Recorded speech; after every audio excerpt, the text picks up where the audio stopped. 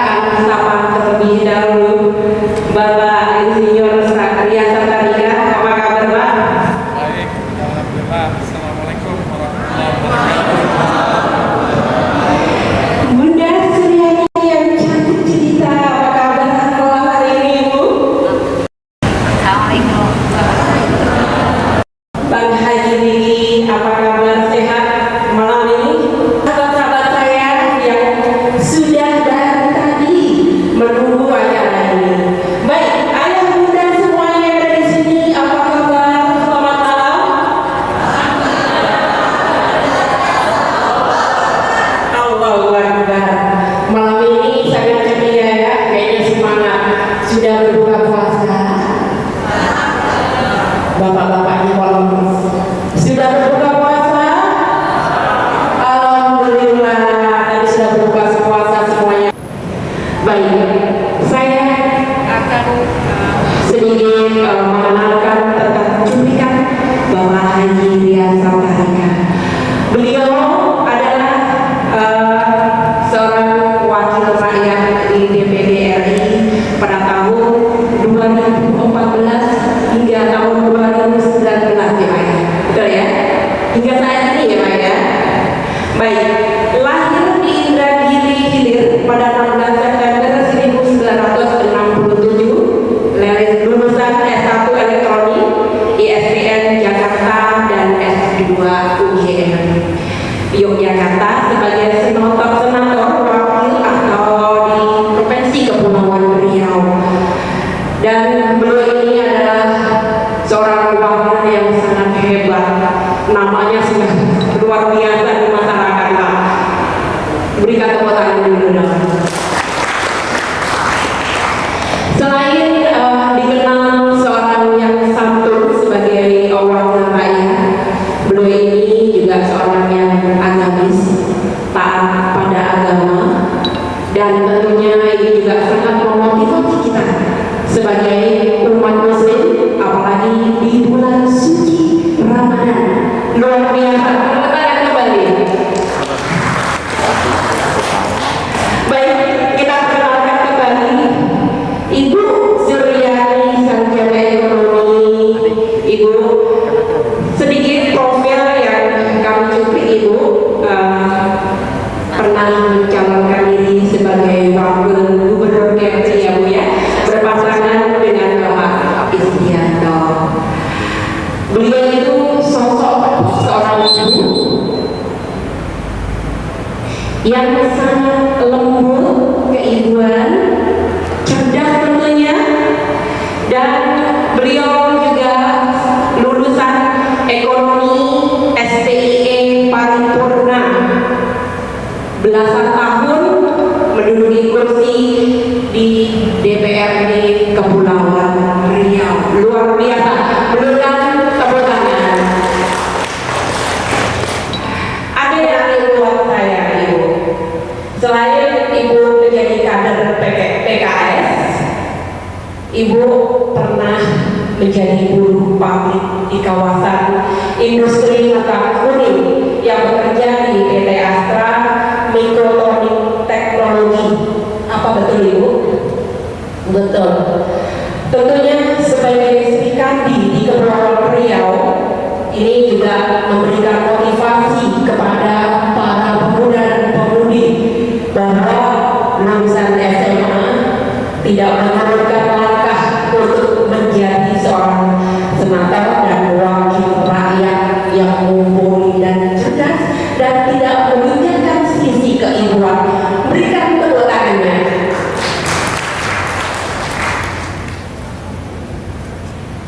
Baik, saya akan berat dengan Bapak yang satu ini yang tentunya sudah tidak asing buat kita semua di kampus karya anak bangsa, Haji Riki Solihin. Beliau adalah seorang rektor Kansa di Public Speaking sebagai master atau founder Public Speaking, seorang motivator nasional, dan juga seorang senior entrepreneur atau book author.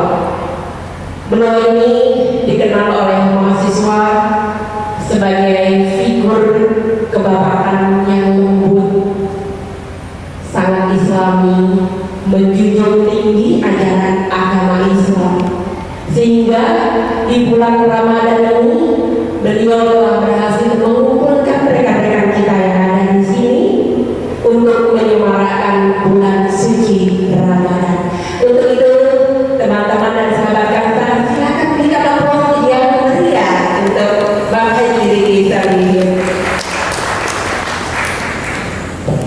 Ibu Suryani, Sri Kandi kita, seorang perempuan memang harus dijamukan seperti itu ya Bu ya. Luar biasa. Saya akan memotivasi Ibu dengan gebrakan Ibu di masa lalu dari mulai lulusan SMA bekerja di pabrik warna kuning yang sekarang ini kita sedang mengadakan acara ini Ibu. Baik Ibu, pertanyaan saya di bulan suci Ramadan sebagai seorang Sri Kandi, wakil Kepulauan Riau, itu Ibu juga ingin memaknai bulan suci Ramadan yang saat ini kita jalankan. Mungkin teman-teman pengen tahu apa makna bulan suci Ramadan buat Ibu ini Bu. Silakan Ibu. Terima kasih Mbak Ika. Bismillahirrahmanirrahim. Assalamualaikum warahmatullahi wabarakatuh. Alhamdulillahilladzi khalaqal mauta wal hayata liyabluwakum ayyukum ahsanu amalan. Asyhadu an la ilaha illallah wahdahu la syarika lah wa asyhadu anna Muhammadan abduhu wa rasuluhu la nabiyya ba'dahu. Yang saya hormati dan saya banggakan Bapak Haji Riki Solihin sebagai Rektor Karya Bangsa Public Speaking yang tentu sudah menghasilkan ribuan ribuan alumni Sekolah Public Speaking di Kota Batam ini, dan tentu luar biasa memberikan kontribusi bagi sektor pendidikan di Kepulauan Riau dan Kota Batam khususnya.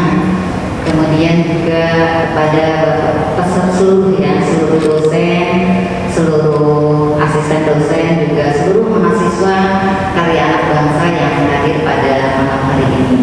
Ini adalah waktu yang tidak biasa saya tampil. Terima kasih. Biasanya agak-agak lebih awal ya. Ini pas saya dikasih tahu jam 10, oh ya, saya kebayang jam 12 kayaknya selesai. Dan tentu yang tidak asing bagi kita, Bapak Insinyur Haji Rias Soktarika yang saya banggakan, tetangga saya dan ketemunya di muka bumi. Alhamdulillah beliau masih diberikan amanah sebagai wakil kita di DPD RI pada saat ini, dan insya Allah sampai 2024 nanti kita berikan doa pada beliau, semoga nanti juga amanah berikutnya nanti insya Allah ya. Luar biasa. Dan saya memiliki histori yang cukup panjang sama beliau ini gitu ya, dari dulu sebagai guru, kita sama guru ya Pak ya, beda PT. Kalau beliau di Thompson, saya di PT Astra waktu itu. Cuma ketika beliau masuk, saya sudah nggak di Astra lagi ya. Saya 93, Bapak Ibu sampai 96 di muka kuning waktu itu Mbak Ika. Pak Ria kalau nggak salah 96 ya Pak, baru masuk kalau nggak salah ya 96 saya, karena istri beliau teman baik saya gitu. Jadi malam ini seperti reuni seperti itu. reuni ya. Luar biasa. Kemudian Mbak Ika, yang kedua, masjid ini masjid yang bersejarah bagi saya ya, karena sejak awal saya datang ke Batam, masjid inilah saya berorganisasi di Kota Batam ini, yang meneruskan kebiasaan organisasi saya dari daerah asal. Jadi ketika di sekolah dilanjutkan, jadi saya pengurus RMNI, Remaja Masjid Nurul Islam, dari tahun 93 sampai kemudian saya keluar dari PT Astra ya 3 tahun ya, cukup alhamdulillah ya, dengan ustadz-ustadz yang awalan di muka kuning ini alhamdulillah cukup dekat, termasuk beberapa ustadz yang sekarang mungkin bertugasnya ataupun tinggalnya di luar muka kuning. Jadi muka kuning ini terutama Masjid Nurul Islam adalah tempat yang sangat bersejarah. Kami dulu kan di dormitory, jadi biasalah sebelum subuh itu sudah biasa ke Masjid Nurul Islam. Jadi sebelum subuh sudah mandi, sudah siap dengan pakaian kerja, kemudian ke masjid. Setelah sholat subuh kita ada halaqah Quran. Jadi ada halaqah Quran, langsung dari halaqah Quran langsung ke Astra, jalan kaki. Baik. Bu Suryani, mungkin banyak dari penonton kita ya Bu ya bertanya-tanya bagaimana Ibu Suryani meraih keberhasilan Bu dari mulai nol, dari mulai jenjang pendidikan yang hanya SMA, tapi Ibu punya cita-cita sangat mulia hingga Ibu mencapai sebagai seorang wakil rakyat, bahkan Ibu juga pernah mencalonkan menjadi gubernur Kepulauan Riau tapi sayang ya Bu ya belum berkesempatan, mungkin di tahun berikutnya seperti itu ya Bu ya. Apa yang memotivasi Ibu? Iya, kalau nasibnya sama dengan Pak Diki, soalnya di Liga Bertiga sama ya Bu ya, beliau tahun cita-cita sama. tahun 2015 beliau maju sebagai calon wakil caleg wali kota ya, sebelumnya memang wakil wali kota. Ini juga riwayatnya dulu saya ke DPRD itu menggantikan beliau. Begitu Bu. Nah, Jadi Bapak yang diajak ya Bu ya. enggak, sama-sama kami kan memang sama-sama di partai yang sama ya waktu itu. Jadi beliau maju sebagai calon wakil wali kota 2006, saya menggantikan beliau. Begitu ya. Kemudian 2015 mencalonkan sebagai wali kota tapi belum berhasil sehingga mundur dari DPD. Masih harus sabar. Sama dengan Pak Ibu Solihin. Masih harus sabar. Siapa tahu nanti tahun depan, tahun berikutnya bisa maju. Siapa setuju ya? Setuju ya? Setuju. Banyak pendukungnya Bu. Coba berikan tepuk tangannya untuk dukungannya. Mana tepuk tangannya Pak semuanya? Ibu luar biasa. Jadi bagi saya sih ini merupakan pembelajaran ya dari dunia legislatif yang selama 15 tahun saya di legislatif di DPRD Kepri 3,5 periode yang masuk 4 periode tapi separuhnya kan menggantikan Pak Lia gitu. Jadi itu merupakan hal yang baru ya perpindahan dari legislatif ke eksekutif. Tapi alhamdulillahnya karena kemarin sebagai calon wakil gubernur jadi banyak sekali hikmah ya yang saya dapatkan termasuk keliling Kepri dan alhamdulillah sampai sekarang silaturahimnya tetap jalan gitu, bahkan yang di Lingga, di Natuna, di Anambas, di Karimun, kalau Batam memang udah hari-hari gitu, keliling Batam. Jadi insya Allah bagi saya menang tidaknya itu sudah ada garisnya dari Allah dan kita tentu Tetap harus mendukung. sabar dan bersyukur ya Bu ya. Oh tetap gitu ya kan. Itu adalah bagian dari episode perjalanan hidup. Itu termasuk dari tema kita Bu, korelasi hikmah. Itu siapa tahu mungkin ada hikmahnya ke depan. Oh selalu. Apapun dari orang beriman tuh harus dijadikan hikmah. Baik, kegagalan merupakan hikmah yang terbesar yang tertunda seperti itu ya. Iya. Baik, kita beralih kepada Insinyur Rian Saptarika. Baik Bapak, tadi kalau Bapak dengan Ibu Suryani temenan, bahkan juga diajak untuk ke dunia politik. Tentunya di balik dunia politik ini pasti ada nilai tujuan-tujuan yang mulia ya Pak ya, untuk membantu masyarakat di Kepulauan Riau. Nah, mungkin Bapak bisa menginspirasi sahabat-sahabat kita di sini. Kira-kira seperti apa Pak inspirasi dari perjalanan karir Bapak ini? Silakan Pak. Iya, baik. Terima kasih atas kesempatan yang diberikan. Dan tentu sebelum lebih jauh, saya ingin menyapa dulu para hadirin sekalian.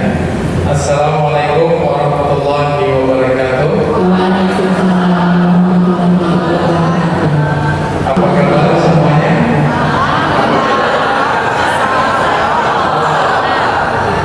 Iya. Luar biasa. Baik, alhamdulillah. Alhamdulillahilladzi allafa baina qulubina fa asbahna bi ni'matihi ikhwana. Asyhadu an la ilaha illallah wahdahu la syarika lah wa asyhadu anna Muhammadan abduhu wa rasuluh la nabiyya ba'dah.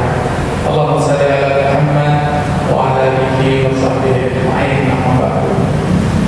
Yang kita muliakan, yang kita hormati Bang Haji Riki Solihin, dan saya selalu saja kalau nonton Rocky Gerung ingatnya itu Bang Haji Solihin, karena kalau di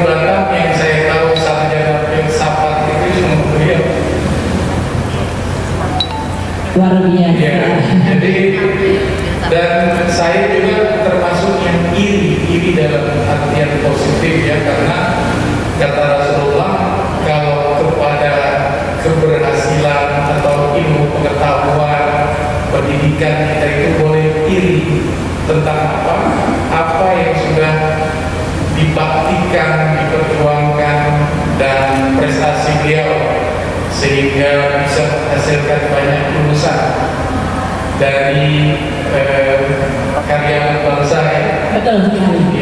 yang merupakan kampus, bahkan seingat saya dulu gratis gitu ya.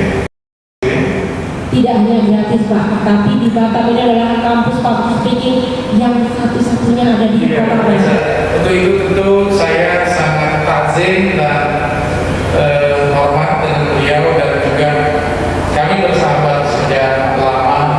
Saya pun rajin bersilaturahim ke kediaman orang tua beliau dan beliau sendiri.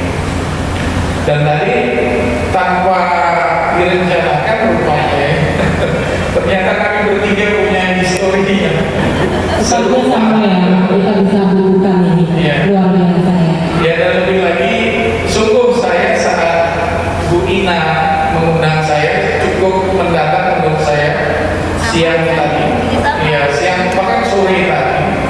Tapi karena begitu disebut di Masjid Nurul Islam, waktu saya premium sekali, karena kami cukup lama berada di Muka Kuning, dan masjid inilah barangkali ya salah satu hikmah tadi yang membesarkan kami. Ada memori yang terindah ya. Betul, Pak ya. yang membuat saya mungkin menjadi anggota DPRI, yang membuat saya menjadi wakil wali kota, dan bahkan saya ingat di sudut di samping kanan masjid inilah awal-awal setelah saya dicalonkan sebagai wakil wali kota dulu, kami melakukan konsolidasi gitu ya dengan teman-teman yang usul yang juga ada seperti itu. Nah, jadi mungkin masuk sedikit apa yang disampaikan Mbak Ika tadi, bahwa Jadi apa yang memotivasi Bapak biar teman-teman kita inspirasi ya Pak ya, inspirasi. Kan Bapak juga Bapak menuju DPD RI ya. Jadi satu hal dan sangat penting, bahkan menurut saya sebagai kata kunci bahkan, adalah istiqomah. Istiqomah. Nah, jadi kenanglah kata-kata ini, ingatlah kata-kata ini. Bahkan saya mengilustrasikan, kalau sekiranya seorang pedagang kuliner sesederhana misalnya seorang pedagang lontong sayur, saya yakin kalau mereka istiqomah, karena sering kali kita temui, apalagi rekan-rekan yang hadir di sini, saya yakin semuanya pasti pernah punya kenangan di kampung halaman kita, ada embok-embok kah, atau bibi-bibi kah, atau seorang bapak-bapak kah, si penjual yang sampai puluhan tahun dia masih eksis, dia masih istiqomah. Dan kalau kita balik kampung selalu kita temui dan kita hadiri untuk mencicipi kuliner perbuatannya. Nah, apa kunci dari semua itu adalah istiqomah. Dan coba bayangkan kalau dia tidak istiqomah, mungkin dia tidak akan dikenal oleh kita, sehingga kita berniat kalau pulang kampung balik ke sana. Baik, ini kalau bicara soal istiqomah nih Pak Arya, saya rasa nih teman-teman bisa nangis nih Pak Arya, karena nggak bisa pulang kampung karena COVID. Benar nggak nih? Betul ya? Betul. Tapi Wah, diingetin nih sama orang kampung makanan yang enak-enak. ya, jadi sayang sekali bahwa kita tidak bisa pulang kampung. Kampung makanan yang enak-enak. Ya, jadi sayang sekali bahwa kita tidak bisa pulang kampung. Tapi tentu kita memahami apa yang menjadi anjuran pemerintah, dan ini juga sesuatu hal yang penting. Seperti pemerintah sampaikan, sayangilah juga mereka, orang tua kita, kalau barangkali kita melakukan bibit COVID sehingga kemudian mencelakai mereka. Saya kira mungkin itulah barangkali ya, karena kalau saya panjang lebar mungkin masih banyak Baik. sesi lain. gitu ya. Ya, sesuai pertanyaan saya demikian. Terima kasih. Wassalamualaikum warahmatullahi wabarakatuh. Waalaikumsalam warahmatullahi wabarakatuh. Tadi Pak yang sampaikan bahwa kita istiqomah, setidaknya kita juga harus diawali dengan rasa syukur ya Pak ya. Dengan apa yang kita jalani saat ini, walaupun kita kena COVID, memang dianjurkan pemerintah untuk tidak pulang, tapi pada hari ini kita semua yang ada di sini sehat walafiat seperti itu ya Pak ya. Baik, kalau begitu saya mau beralih dengan Bang Haji Riki Salihin. Ini bapak kita, abang kita, motivator kita yang sangat luar biasa untuk pendidikan di Kota Batam. Bang Haji Riki Salihin, tentu Bang Haji sebagai CEO di Karya Angkatan Salam tentu bisa memberikan sedikit motivasi apa yang membuat Bang Haji sampai detik ini bisa eksis dan bisa menularkan ilmu-ilmunya kepada kita semua. Silakan Bang. Assalamualaikum warahmatullahi wabarakatuh. Alhamdulillahirabbil alamin. Allahumma shalli ala sayyidina Muhammadin wa ala alihi wa ashabihi ajmain. Amma ba'du. Pertama, saya ingin menyapa Pak Ria ya. Beliau ini termasuk inspirasi ya bagi saya, dan juga beliau ini yang saya kenal dan termasuk salah satu kehebatan yang beliau miliki, yaitu kemampuan beliau untuk silaturahim. Jadi ini kalau kita langkahnya 5, beliau mungkin sudah 50 langkahnya.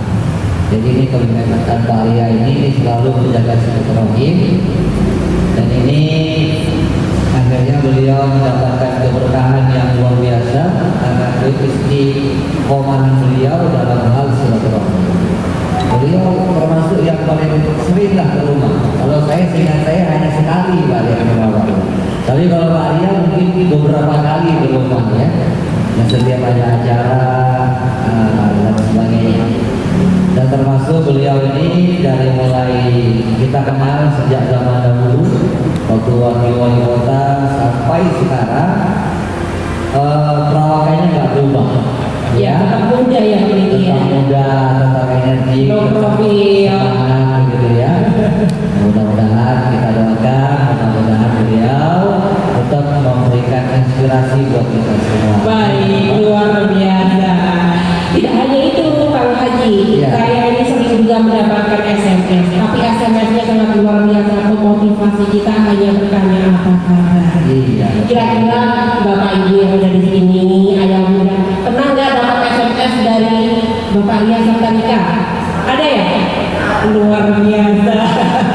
Hanya bertanya apa kabar, salam sehat luar biasa. Ya, silakan Bapak Haji. Iya. Sedangkan Bunda Suryani ini memang saya baru merasa mengenal beliau ini semenjak beliau mencalonkan sebagai wakil gubernur kemarin. Jadi saya lihat lalu podcast ibu ya, cerita-cerita gagasan-gagasan dulu yang kemarin. Ya karena kita memang satu nasib ini. Subscribe nggak nih? Subscribe nggak nih Pak? Ada Bang Haji. Subscribe ya? Subscribe ya dong. Luar biasa. Boleh subscribe dong channelnya Suryani. Beliau saya juga dengar, saya juga lihat. Nah ini merupakan suatu wanita yang punya inspirasi, punya gagasan yang sangat luar biasa. Termasuk beliau ini termasuk perolehan suara terbesar waktu pemilihan kali ini. Hanya sedikit Iya. saja itu Pak. Iya, alhamdulillah. Jadi ini luar biasa. Saya senang sekali hari ini. Sebenarnya biar kita kasih porsi yang lebih banyak ya kepada dua narasumber kita. Kalau abang kan sudah tiap hari ya. Ya kan? Tapi penonton kita juga belum tahu banyak tentang Bang Haji. Jadi nanti kita beberapa ini materi-materi yang mungkin kita karena malam ini kita itikaf ya, kita memang khusus Ramadan kita libur kuliah dan kita ganti dengan itikaf. Itikaf dari angkatan semua angkatan. Ini nggak seluruhnya hadir karena memang kadang ada yang berhalangan. Jadi dari angkatan 9, 8, 7, 6, 5, yang 1, 2, 3, 4 udah sudah ya? Udah ya, selesai. Jadi kita kegiatan etikaf, biasanya etikafnya sampai sahur. Cuman dari kemarin kita selesainya jam 1 saja. Nah, malam ini yang jadi sampai sahur. Nah, jadi ya namanya setahun sekali kadang kan nggak masalah ya. Bagi yang nggak terbiasa, bagi yang nggak terbiasa berbeda. Bagi yang terbiasa, Kadang juga. nanti juga dikasih terapi bagaimana tidur 2-3 jam, tapi rasanya seperti 8 jam. Baik, luar Ini insya Allah tidak mempengaruhi kerja amanah-amanah yang lain. Baik, Pak Haji, sebelum kita lanjutkan pembicaraan kita, bagaimana kalau saya menyapa teman-teman yang ada di depan? Mungkin Bu Ria, Bu Suryani dengan Pak Ria juga belum kenal ya. Baik. Di atas mulai baru pertama dulu tangan kanan di atas, tangan kanan di atas, tangan kanan di bawah, tangan kanan di atas, tangan kanan di atas, putar iya putar stop. Putar lagi, stop. Stop lagi, stop. Itu cara belajarnya adalah auditori. Nah, yang ketiga, dahi berbeda. Nah, ini cara belajarnya adalah kinestetik. Ada gerakan-gerakan kecil yang berbeda, ya. Sebenarnya di Indonesia cara belajarnya menggunakan visual, ya, menggunakan visual. Dan berbeda kalau anak kecil menggunakan 2, yaitu visual dan retorik. Ada juga yang tidak, tergantung porsinya masing-masing, ya. Kemudian, oke. Bisa dipahami sampai di situ, ya. Oke, yang pertama, nanti kita masih bisa. Oke, ini SPV-nya tidak panjang, tapi kita mengambil makna daripada ini. Nah, selanjutnya kita masih ada sesi yang kedua, yaitu sesi masih sama dengan beberapa tadi. Dan mudah-mudahan dengan game ini kita kembali membangkit semangat kita untuk fokus kepada para narasumber kita dan senantiasa merupakan kebanggaan kita bersama bisa bertemu langsung dengan beliau yang hebat ini, ya. Mudah-mudahan kita bertemu secara langsung, ilmunya mengalir, ya. Itu ada kebutuhan kita bersama, ya. Itu saja dari saya. Mudah-mudahan bermanfaat bagi kita semua. Saya undur diri. Assalamualaikum warahmatullahi wabarakatuh. Waalaikumsalam warahmatullahi wabarakatuh. Terima kasih kepada ini asisten dosen Ibu sama Bapak, asisten dosen dari Kansa yang sangat luar biasa yang memberikan motivasi pada kita. Baik, karena untuk mempersingkat waktu, saya punya beberapa pertanyaan dari teman-teman kita yang sudah sampai ke saya ini. Ya. Kita di sini tema kita karena mengambil korelasi hikmah, berkah dan nikmat dalam nuansa bulan Ramadan.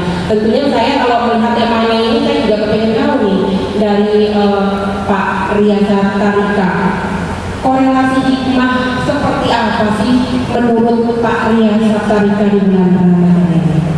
Silakan Pak Ria. Iya, terima kasih. Ya, bagi saya pengertian hikmah dan tentu korelasi bagi saya atau bagi kita adalah betapa sebenarnya begitu luar biasanya Allah Subhanahu wa taala menciptakan bulan suci Ramadan, di mana kita tahu salah satu hadis Rasulullah SAW, "Man shoma Ramadan imanan wa ihtisaban, ghufira lahu ma taqaddama min dzambi." Bahkan juga dikatakan man qiyama Ramadan. Nah, artinya apa?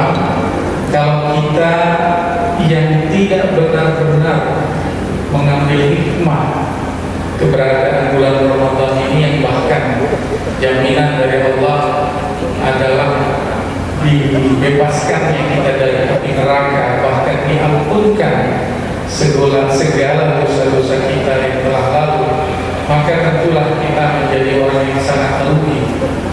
Saya juga sering mengilustrasikan bahwa kalaulah sekiranya kita tidak sia-siakan bulan suci Ramadan ini dengan selalu berbuat sesuatu walaupun yang sekecil apapun, yang dimana kita tahu bahwa seluruh amalan itu dilipat gandakan oleh Allah Subhanahu wa taala, baik mulai dari 10 kali, 70 kali, 700 kali, bahkan 1000 bulan. Nah, ini menurut saya besar sekali dampaknya bagi kehidupan kita. Bayangkan tadi, kalau tidak ada bulan suci Ramadan, kapan kita membersihkan diri kita? Kapan kita mengklirkan dosa kita? Dan dengan bulan suci Ramadan, harapannya selesai bulan suci Ramadan, kita menjadi orang yang luar biasa. Saya juga sempat membaca atau melihat sebuah video yang disebar melalui WhatsApp, bahwa ternyata selain dari hikmah-hikmah yang bahkan Rasulullah sudah jelaskan kepada kita, salah satu hikmah puasa ini adalah toksifikasi, bahkan regenerasi dari sel-sel di dalam tubuh kita. Bayangkan yang selama ini kita membebani diri kita, dan begitu ada bulan suci Ramadan, kita diregenerasi sel-sel kita, kesehatan kita diperbaiki oleh Allah Subhanahu wa taala. Bahkan ini dibuktikan melalui penelitian-penelitian yang bahkan bukan dari orang Islam. Nah, sekali lagi, inilah menurut pandangan saya hikmah dan kemuliaan bulan suci Ramadan ini yang harus jangan kita sia-siakan. Rugilah. Baik, kalau gitu saya akan kembali ke Bunda. Pertanyaannya adalah korelasi ketaatan ibadah dengan perilaku sosial. Bagaimana dengan Bunda Suryani? Menurut Bunda Suryani, silakan Bunda. Iya, terima kasih Ika. Jadi terima kasih kepada Bapak Ibu yang sudah mengajukan pertanyaan. Yang pertama terkait dengan kecintaan Allah kepada kita. Saya teringat dalam sebuah hadis, intinya adalah bagaimana Allah mencintai hambanya yang mendekatkan dengan amalan-amalan yang dicintai. Tentu yang pertama, kalau kita ingin mendapatkan cinta Allah, tentu kita melakukan apa yang dicintai oleh Allah. Dan kita tahu amal-amal yang dicintai oleh Allah dan disampaikan oleh Nabi kita dalam hadis-hadisnya, juga di dalam Al-Quran. Kalau kita sering membaca Al-Quran, saya kira kita akan termotivasi untuk melakukan amalan-amalan yang dicintai. Nah, tadi kan saya sampaikan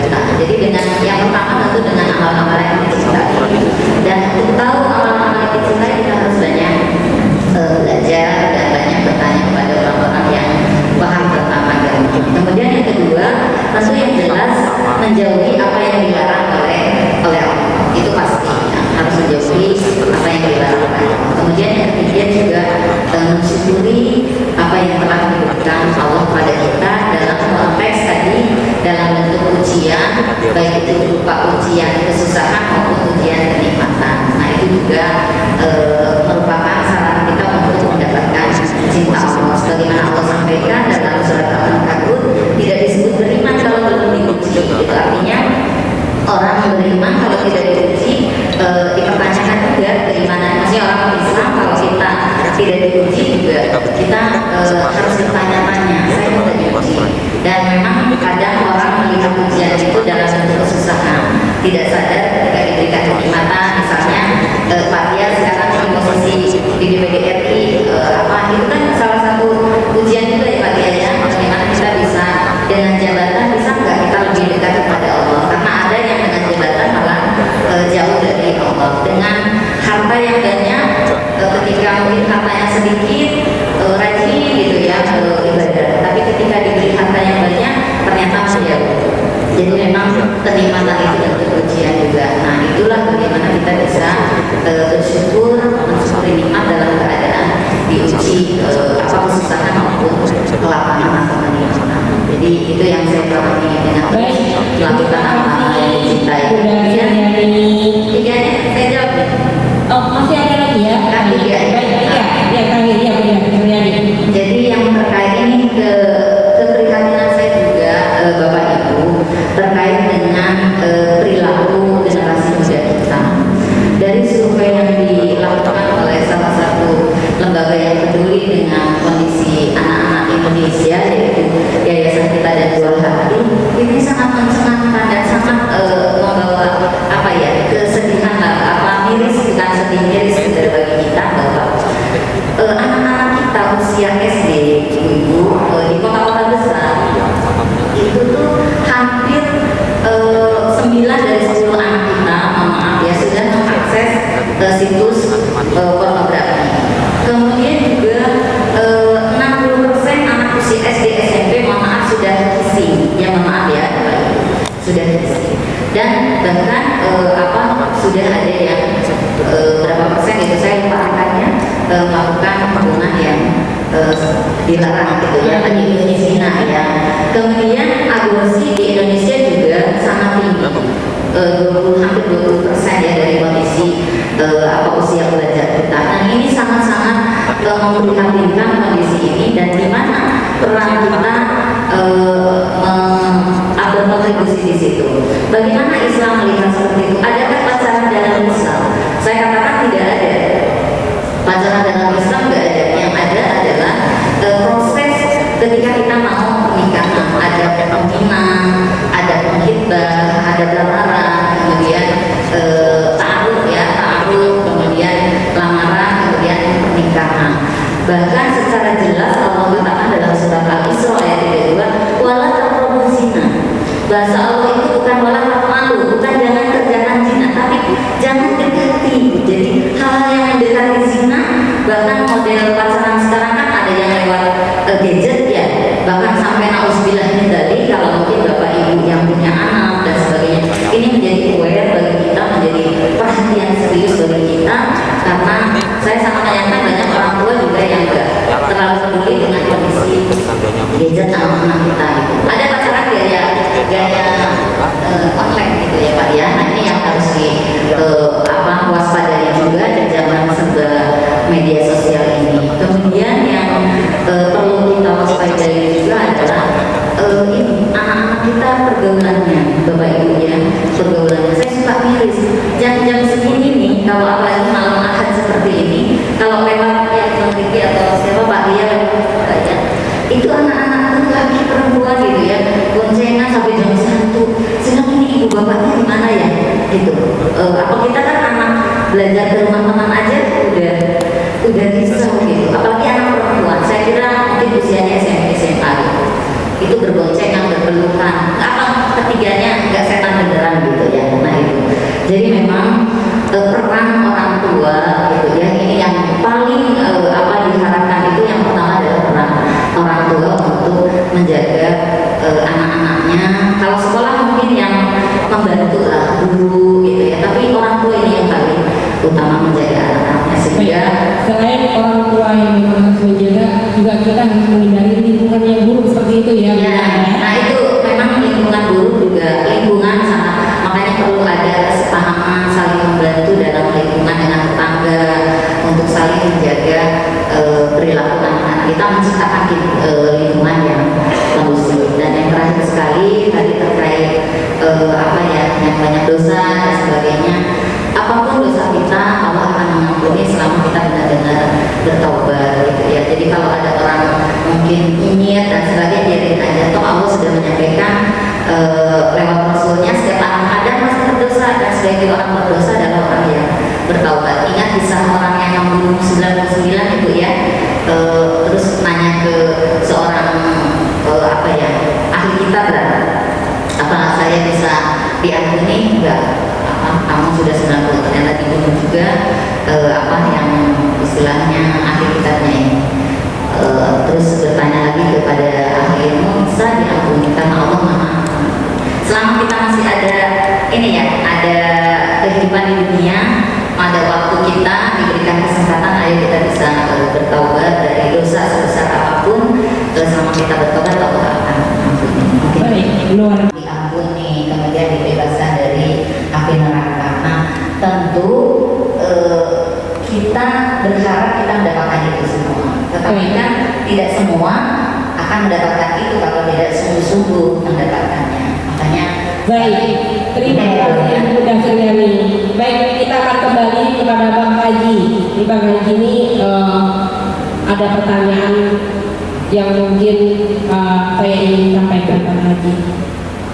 Cinta karena Allah yang membawa kita harus sabar apapun cobaan yang diberikan. Tentunya Bang Haji mungkin tahun-tahun lalu juga mendapatkan cobaan yang mungkin orang lain tidak mampu, tapi Bang Haji luar biasa sudah melewatinya dengan penuh kesabaran dalam hal ini sendiri. Bahkan sekarang di hadapan Bang Haji masih tetap ngobrol.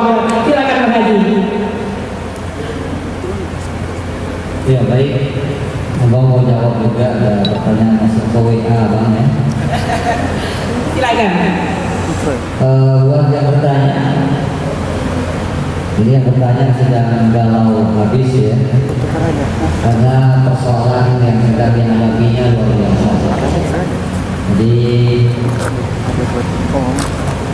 begini, kita kalau menghadapi persoalan itu, kemarin sebenarnya sudah dibahas ya waktu pagi siang yang pertama kemarin kan sudah kita bahas bahwasanya bagaimana trik dan cara kita agar makom kita ini tinggi, bahkan mengalahkan makomnya orang yang rajin sholat, rajin zikir, lebih tinggi lagi. Kemarin sudah kita bahas. Dan ini cocok buat orang-orang yang sedang dilema dengan banyak persoalan.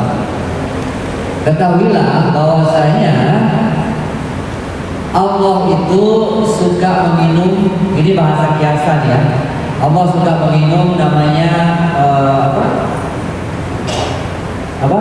Ada yang bilang pil pahit, kekecewaan, ya. Jadi Allah itu suka minum kekecewaan. Jadi kalau ada hambanya yang suka kemudian menemukan kekecewaan di dalam kehidupan, kemudian dia telat langsung. Pokoknya setiap kecewa dengan kehidupan ini dia telat. Setiap kecewa dengan kehidupan ini dia telat. Maka ini level makomnya level tertinggi. Jadi ibaratnya orang ini ridho ikhlas dengan segala ketentuan yang Allah berikan kepada dirinya. Jadi bagi teman-teman yang hari ini menghadapi kekecewaan di dalam kehidupan, banyak masalah di dalam kehidupan, banyak fenomena di dalam kehidupan, yuk belajar untuk apa? Sabar. Bukan sabar, nelan kekecewaannya. Nelan kekecewaan. Oh, banyak kalau kecewa langsung telan. Kalau itu Ya. ya benar-benar nelan kekecewaan. Kadang-kadang masih betul. Jangan kecewa. Bukan jangan dikecewain,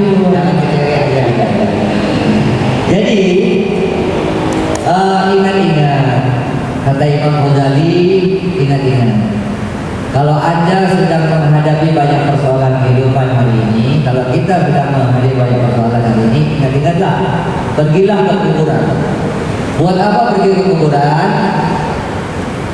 Untuk ngomong ke kuburan. Apa yang kita omongin ke kuburan? Di kuburan itu orang-orang yang sudah meninggal harapannya satu, ingin hidup satu hari saja di muka bumi. Orang-orang yang ada di kubur ini itu harapannya cuma satu, ingin hidup satu hari saja di muka bumi. Satu hari itu dia ingin melakukan amal kebaikan. Itu harapannya orang yang sudah meninggal. Nah, ingat-ingat kita sekarang belum meninggal, berarti kita jauh lebih beruntung. Nah, kalau kita pikir kita beruntung, insya Allah masalah-masalah kita menjadi ringan. Tapi kalau kita berpikir masalah kita banyak, maka jadi banyak. Kalau kita pikir masalah kita berat, maka menjadi berat. Jadi cara berpikir yang diajarkan oleh Imam Ghazali adalah lihat kuburan. Bahwasanya mereka orang-orang yang sudah meninggal itu mereka sangat kepingin hidup di dunia walaupun hanya satu kali. Hadisnya sahih, ayatnya sahih. Tapi tidak diizinkan oleh Allah. Nah, mumpung kita sudah hidup, walaupun segudang persoalan sudah, ada yang sedang sakit hari ini, ada yang sakit. Ada yang sakit tidak hari ini? Kayaknya sehat. Ada yang sakit, ada yang sedang dililit hutang, ada yang sedang persoalan keluarganya sedang numpuk-numpuknya hari ini, ya. Ya, dengan ini, yuk mari sama-sama kita telan kepahitan kehidupan ini supaya bisa menjadi catatan status diri kita sebagai hamba yang ridho dengan segala ketentuan Allah. Baik, luar biasa. Baik, kita akan kembali untuk istirahat sejenak. Jika ya kita sudah mulai dengan kartini-kartininya kamu masyarakat masa studi ya. Iya, mari kita adalah calon imam semuanya di sini. Baik, apa kabar semuanya? Kampus Sarjana Bangsa.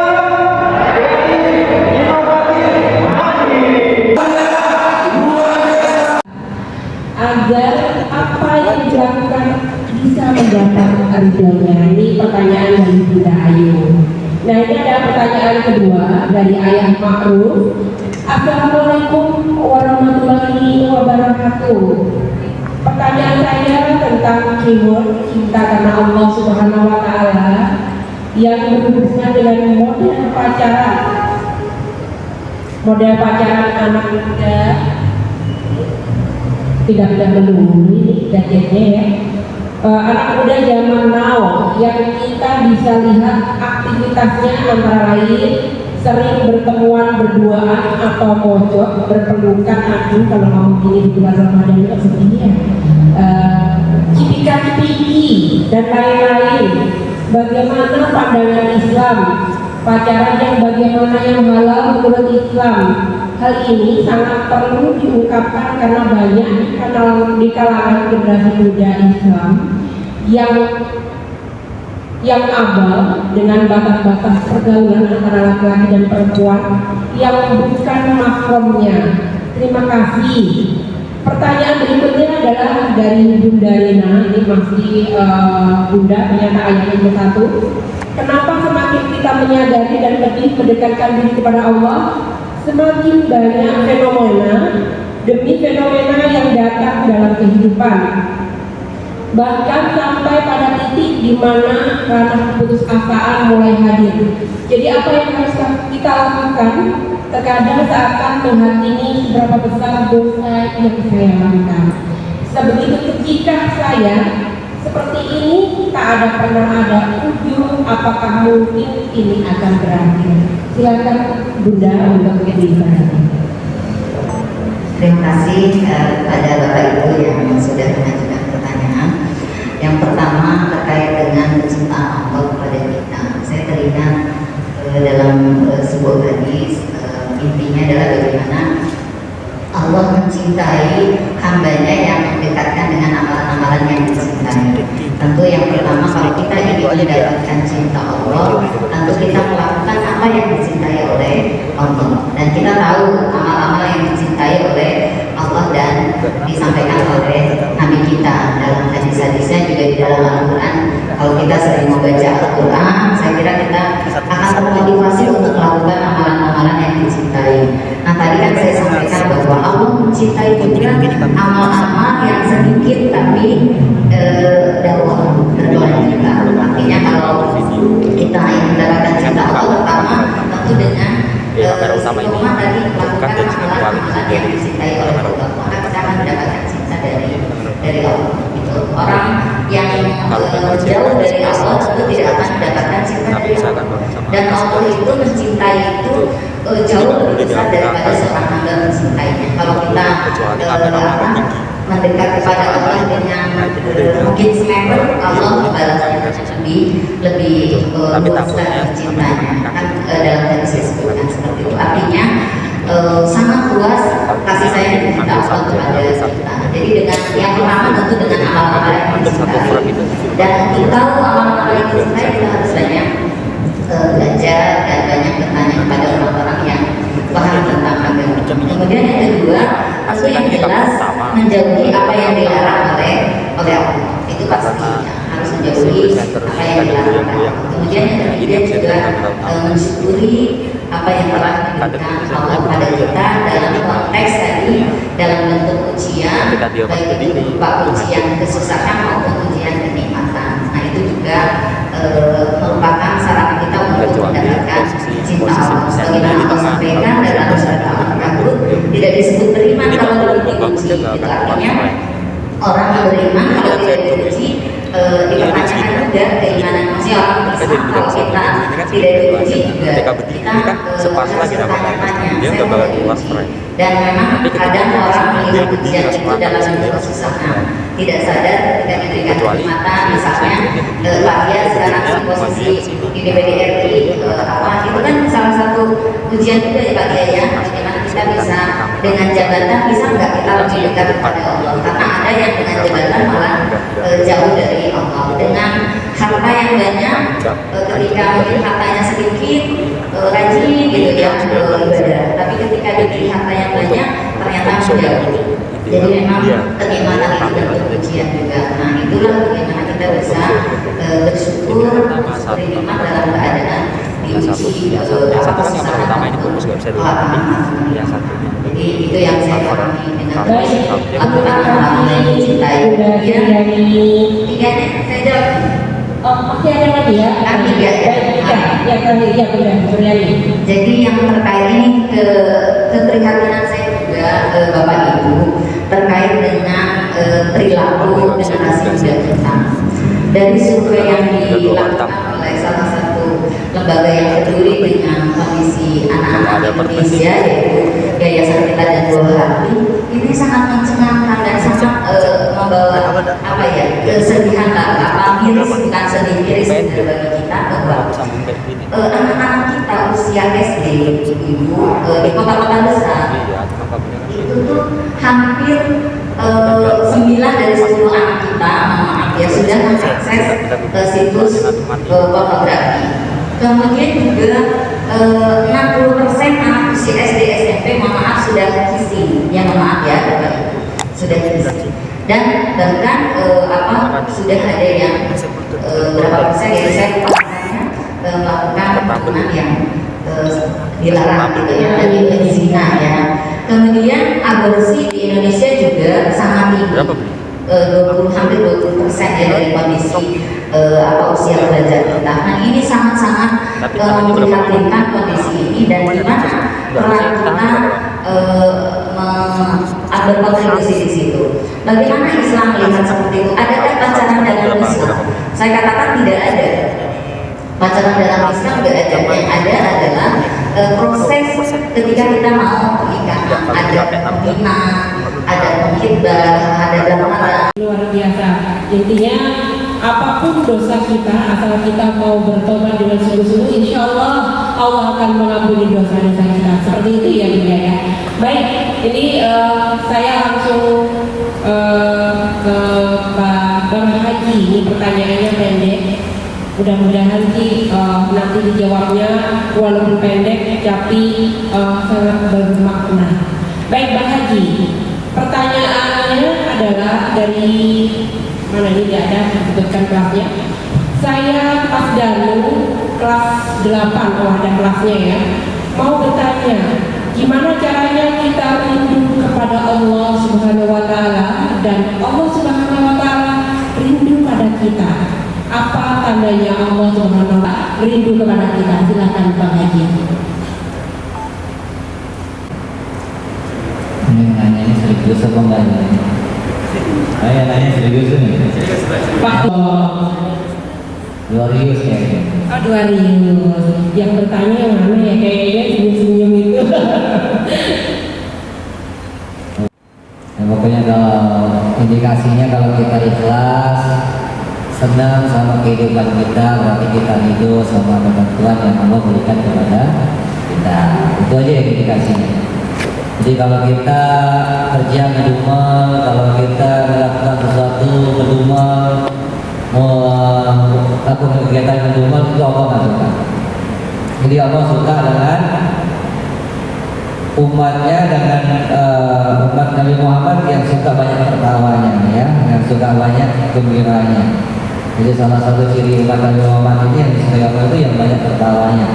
Ya kalau nangis sendirian aja di kamar, kalau lagi jumpa sama orang harus banyak cerianya. Jangan nangis depan orang, malah sendirian ketawa, itu pelatih dari acaranya ya. Tapi tidak tertawa berlebihan ya Pak Haji ya. Iya, pokoknya gembira. Saya kalau misalnya sering traktir orang, nah itu berarti dia. Itu harus traktir. Siapa yang suka traktir? Pokoknya kita dari pagi sampai sore, sampai tidur lagi, coba ingat-ingat berapa banyak bahagia kita. Ya, berapa banyak bahagia kita. Itu aja indikasinya. Kalau kita bahagia dalam kehidupan ini, berarti kita hidup atas segala ketentuan yang Allah berikan kepada kita. Dapat duit bahagia nggak? Bahagia dong. Nggak dapat duit bahagia nggak? Iya, Bapak masih bahagia juga. Aku Itu tak punya masalah. hutang. Ya itu masalahnya. Harusnya dapat duit bahagia, dapat duit juga bahagia. Karena dapat duit dari Allah, dapat duit juga ketentuan Allah. Kemudian sehat bahagia nggak? Bahagia. Kalau sakit bahagia nggak? Enggak, kan masalah kan? Jadi apapun yang Allah berikan di dalam kehidupan kita terima. Nah itu adalah bukti kalau kita ikhlas dalam kehidupan ini. Baik, terima kasih luar biasa. Intinya kita tetap harus ikhlas apapun yang diberikan Allah Subhanahu wa taala. Yang hidup dengan segala ketentuan Allah. Baik, luar biasa. Baik, kita akan kembali untuk istirahat sejenak. Saya mau kasih semangat untuk yang para kartini karena masih bulan April ya, kartini-kartininya Kansa. Saya tanya apa kabar, masih ingat ya? Dengan gestur ya? Apa kabar semuanya?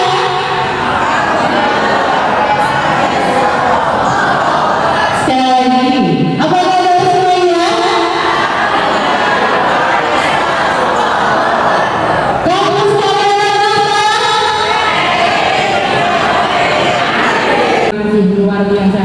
Intinya kita tetap harus ikhlas apapun yang diberikan Allah Subhanahu wa taala. Kira-kira Mas Danunya yang memberikan pertanyaannya sudah puas ya jawabannya. Baik, kita beralih kepada Bapak Ria Sabtarika. Mungkin pertanyaan ini adalah yang terakhir Pak, jurus pamungkas, dan mudah-mudahan sahabat-sahabat kita yang ada di sini juga sudah merasa lega. Udah dijawab seorang pemimpin yang sangat luar biasa. Saya mau jalan-jalan dulu biar gimana? Coba saya mau jalan-jalan, saya jalan-jalannya bilangnya syukur dan alhamdulillah. Boleh ya? Saya sapa jawabnya syukur dan alhamdulillah. Boleh? Boleh ya? Ayah Bunda, apa kabar? Ayah Bunda, apa kabar? Masih semangat ya? Baik, kita langsung saja sama Pak Ria Sabtarika. Ini adalah pertanyaan pamungkas kita Pak. Jam 12.37 menit tadi kita jadwalkan kalau bisa sih jam 23.30, tapi kita masih ada lebih 2 menit, tidak apa-apa ditambahin kalau bisa. Ini nanti menjadi keberkahan tersendiri dengan acara ini. Baik Bapak Ria Sabtarika, pertanyaannya adalah dari 9D untuk materi, maaf Pak, keliru yang saya baca. Assalamualaikum, ini pertanyaan dari 9D. Apa saja keutamaan untuk orang-orang yang selalu mengingat Allah, dan tindakan atau perilaku apa saja keutamaan untuk orang-orang yang selalu mengingat Allah, dan tindakan apa yang dapat kita perbuat untuk selalu membuat diri kita mengingat Allah. Kenapa seseorang diharuskan mencintai Allah Ta'ala? Saya tahu bahwa kita diharuskan mencintai Allah Subhanahu wa Ta'ala, akan tetapi bagaimana saya dapat menambah kecintaan ini, begitu juga dengan mencintai agamaku? Adakah tanda atau ciri-ciri bahwasanya diri kita sudah benar-benar mencintai Allah dan bahkan selalu rindu? Jika sudah ada, bagaimana cara memupuknya, dan jika belum, bagaimana cara menimbulkan cinta dan rindu? Silakan Pak Rian Sarika.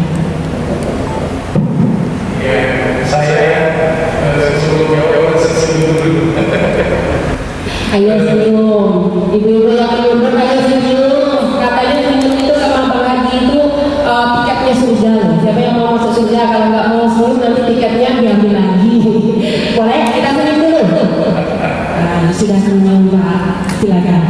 Iya, maksud saya dari tadi saya perhatikan pertanyaannya itu luar biasa berat-berat. Wah. Baik yang disampaikan ke Bu Suryani, Bang Haji Fikri Sosoli, ada pertanyaan. Jadi orang hebat Pak. Mungkin karena dimotivasi oleh teman-teman kita, jadi mereka tidak ingin menjadi orang hebat juga. Jadi saya berpikir kuliahnya seperti apa ya? Pertanyaan. Oh, luar biasa. Ada mentor ya. Iya, baiklah. Walaupun saya rangkum saja kira-kira kesimpulan pertanyaannya tadi, walaupun panjang dan berpoin-poin ya, pertanyaannya satu tapi ada satu A, satu B, satu C dan seterusnya. Tadi kalau tidak salah pertanyaannya bagaimana untuk dekat kepada Allah dan mencintai Allah. Nah mungkin saya menjawabnya walaupun mungkin tidak 100% terjawab, tapi dengan sebuah ayat. A'udzubillahi minasyaitonirrajim. Bismillahirrahmanirrahim. Wa idza sa'alaka 'ibadi anni fa inni qarib ujibu da'watad da'i idza da'an falyastajibu li wal yu'minu bi la'allakum yarshudun.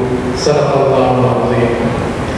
Kata Allah Subhanahu wa taala berkata kepada Rasulullah sallallahu alaihi wasallam, wahai hambaku, apabila ada seseorang yang bertanya tentang aku, maka fa inni qarib, maka katakanlah sesungguhnya aku ini dekat, kata Allah Subhanahu wa taala. Dan bahkan kalau kita ingat, pernah juga Rasulullah mengatakan bahwa dekatnya Allah itu bahkan sedekat ukuran leher kita. Begitu luar biasa dekatnya Allah Subhanahu wa taala. Nah, kemudian di ayat ini Allah juga katakan, sesungguhnya aku akan mengabulkan doa-doa bagi hambaku yang meminta kepadaku apabila ia berdoa kepadaku. Nah, disinilah saya coba menjabarkan bahwa ternyata doa ini adalah bahkan bisa dijadikan, kalau saya yang memaknai, adalah intinya dari sebuah ibadah. Maka tak heran dalam sholat kita itu isinya hampir semuanya adalah doa. Padahal itu adalah proses menyembahnya kita kepada Allah Subhanahu wa taala. Kenapa saya katakan demikian? Dan ini mungkin tadi kaitan dengan bagaimana juga Allah Subhanahu wa taala menyatakan dalam awal ayat ini sesungguhnya Allah itu dekat. Nah, penjabaran yang saya maksudkan begini, dan saya maknai tadi sebagai inti dari sebuah ibadah. Coba bayangkan apa kira-kira yang terjadi pada diri kita manakala kita berdoa, manakala kita meminta kepada Allah Subhanahu wa taala. Bayangkan kira-kira seorang yang dengan segala macam kelebihannya tidak pernah meminta kepada Allah Subhanahu wa taala atau berdoa kepada Allah Subhanahu wa taala. Nah, maka saya meyakini sedekat-dekatnya orang dengan Allah adalah, atau setinggi-tingginya seseorang memuliakan Allah Subhanahu wa taala adalah manakala dia berdoa, karena dia tahu betul bahwa dia tidak memiliki sesuatu apapun. Dia berharap sekali sesuatu kepada Allah, dan dia hanya tahu Allah lah yang maha mengabulkan, yang maha mampu memberikan apa yang dia minta. Coba bayangkan kalau kita tidak pernah berdoa, maka peristiwa ini tidak pernah terjadi di antara hubungan kita kepada Allah.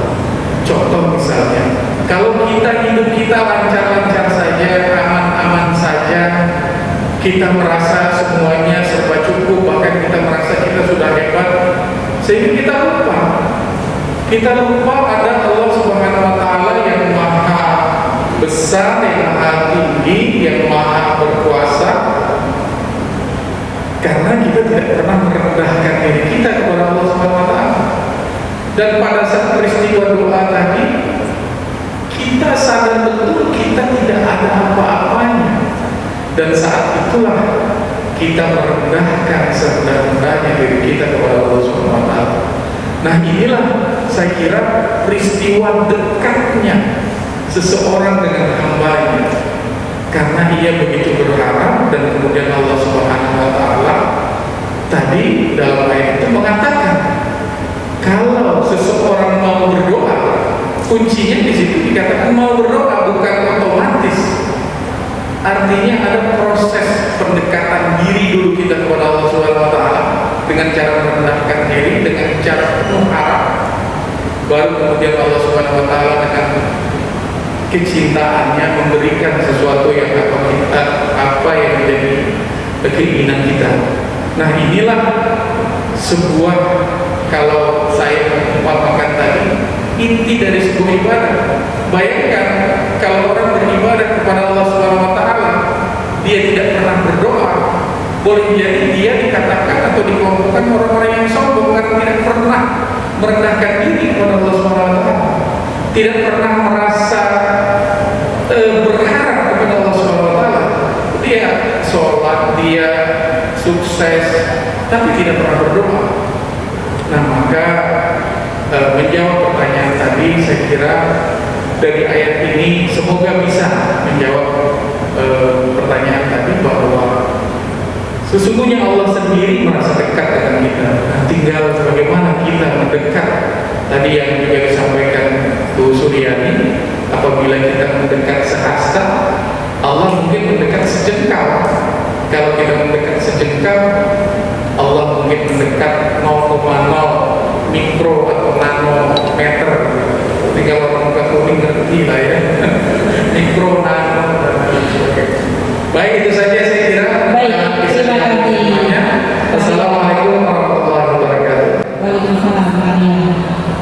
Kita penutup, tapi sebelum ditutup Pak Ria, tentu kami di sini sebagai anak milenial, tentunya yang kita adik-adik kita itu banyak yang milenial, Pak Ria minta pesan dan kesan apa yang seharusnya dilakukan untuk sabar dan kuat dalam meyakinkan diri bahwa Allah sudah memberikan keberkahan kepada kami di zaman yang penuh dengan tantangan dan ujian ini.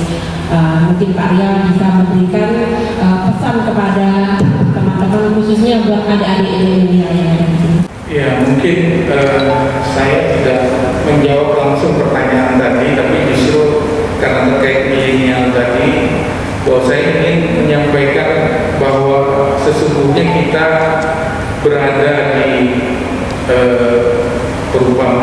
revolusi industri 4.0 atau bahkan 5.0, maknanya adalah, dan juga ya maksud saya dengan tidak latah ya sedikit-sedikit menyebut 4.0 dan lain-lainnya. Nah maksudnya begini, sekarang ini era digital, bahwa khususnya para milenial, bahkan kata ini menyitir perkataan Ustaz Abdul Somad, sesungguhnya gadget yang kita pegang bagi setiap kita, apalagi para milenial, itu juga merupakan sarana dakwah.